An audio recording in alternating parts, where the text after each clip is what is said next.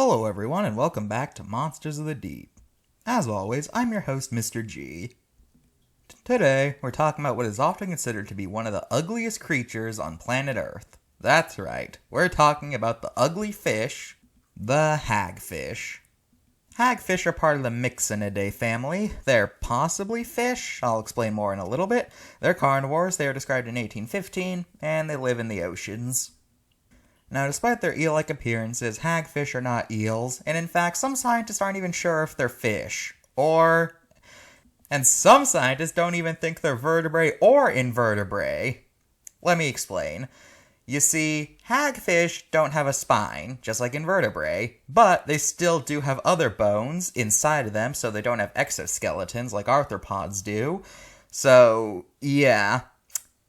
Now, some scientists think that hagfish may actually represent a transition between vertebrae and invertebrate.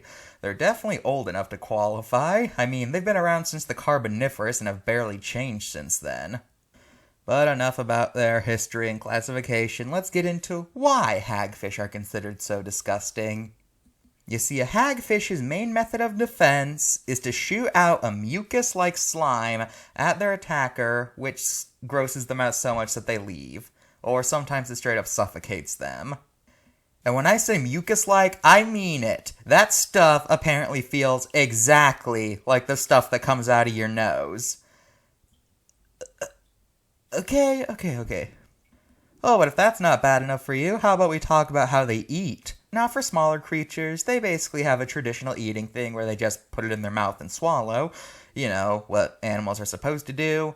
But if a hagfish comes across a dead body of a creature bigger than itself, then they will burrow into it and eat it from the inside out.